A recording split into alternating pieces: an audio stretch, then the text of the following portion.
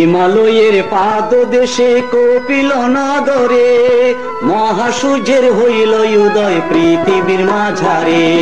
হিমালয়ের পাদদেশে কপিল নগরে মহাসূর্যের হইল উদয় পৃথিবীর মাঝারে।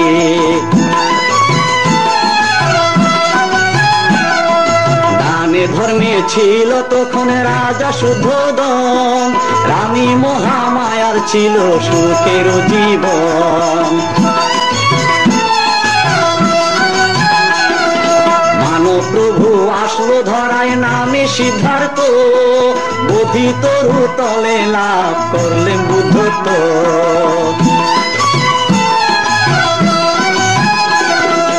অহিংসা পরম ধর্ম বুদ্ধ নীতি, বুদ্ধ ধর্ম সঙ্গ বলে সর্বজাতি।